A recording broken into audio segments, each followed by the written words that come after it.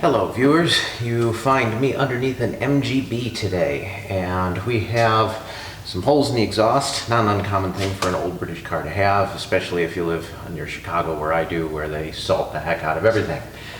So anyway, what I would normally do would be to take a look at the whole exhaust, probably end up replacing the entire system depending on how bad it is. But what we're going to do on this car is basically just replace this rear muffler with a piece of straight pipe. It's not doing anything anyway. The owner of the car likes the way it sounds, so we're just going to keep it simple. But if you find yourself in a position where you are replacing all or some of the exhaust, I wanted to show you pretty much every classic British car is going to be held together with clamps, not that different than this one. And what you would do is you would loosen the clamps. We're going to do that. Pull off the pieces of the exhaust that you're trying to change out, put a new one back in. So that's what we're going to be doing today, and none of it's really rocket science, but if you've got questions, post them in the comments below. Hopefully this is helpful, and let's get started.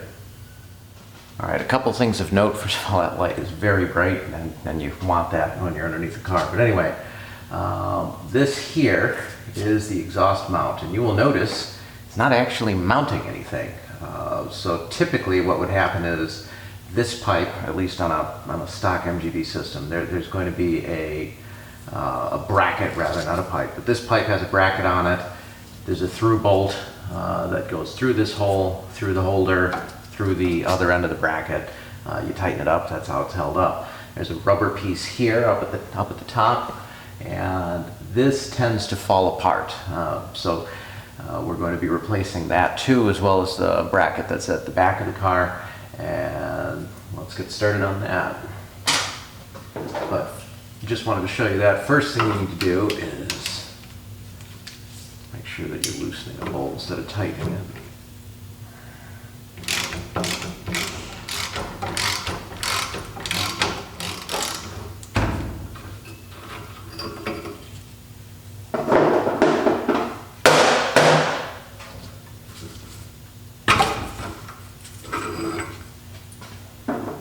That's it. It's just the pressure from that holds it down. Now, what I can guarantee you is that these two pipes are basically, maybe you can see that it's separate, they basically have welded themselves together. So you're going to want to get a hold of the exhaust somewhere, and you're going to want to twist it so that it kind of breaks loose.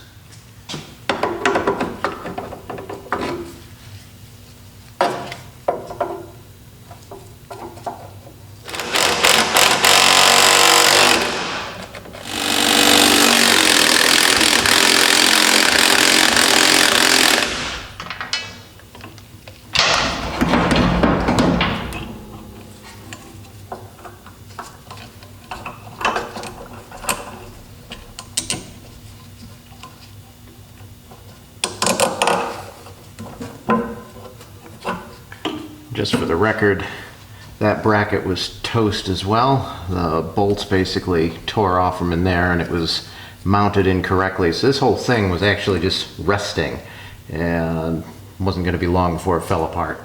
A little bit of a handy tip. You will see this slit down the middle.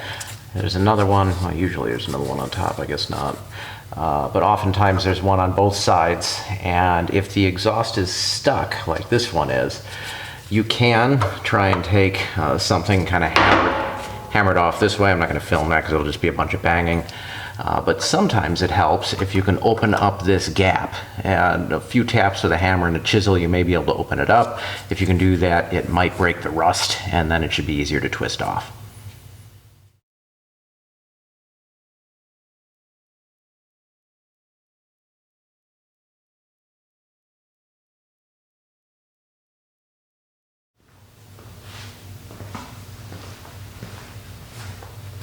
Okay, here's the pipe that we've removed. That's the good side. As you can see, it is Swiss cheese on the back, and just listen to that. It's all over my garage floor now, of course. Yeah, there we go. I think I got most of it out. Anyway, so that's the problem. What we're going to do is we're going to cut it here and here. We want as much straight pipe as we can possibly get. So I'm just going to grind that down. I have a piece of straight pipe then. I'll clean the tag off it, and that's just going to fit in place. And we'll cut a slit if we have to make it fit a little bit better. The one thing I'm a little worried about with exhausts that are, let's call this seasoned, is that when we go to cut this off, we may find that the rust is not just in this muffler. I mean, obviously there's surface rust here, but if we clean it off and we start coming into holes, that is going to cause some issues, and we're basically going to need some new pipe. I do not have a pipe bender at that point in time. It's probably easier to just get another exhaust. So, but we're going to try it. We'll see if we can make it work. We want to maintain the hanger and the tailpipe, so we're basically just going to cut out that section and go from there.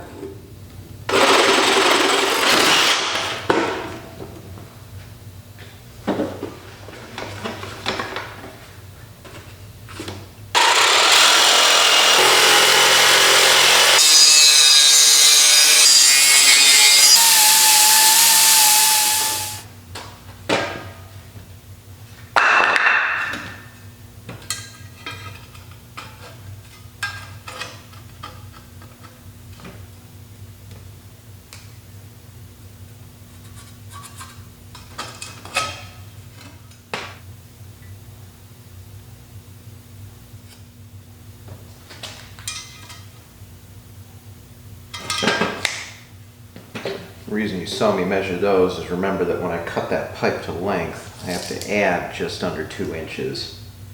Otherwise it's going to be the wrong size.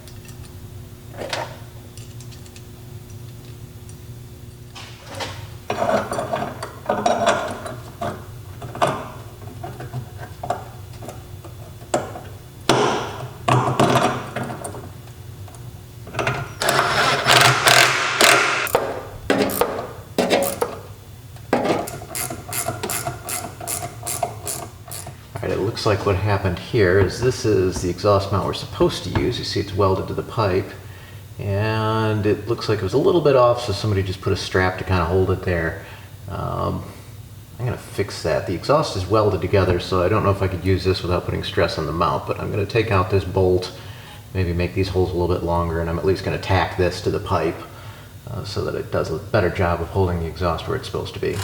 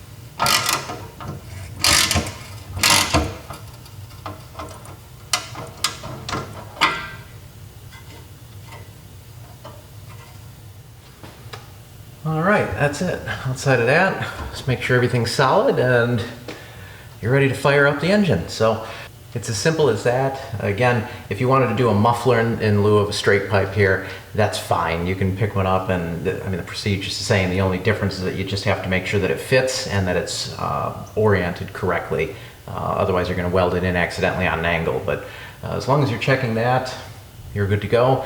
The exhaust mounts, it's the same as stock. And yeah, we're all done here. So thanks again for watching. If you have any questions, post them in the comments below. Hopefully this is helpful to somebody, and I'll see you with whatever project I'm working on next week.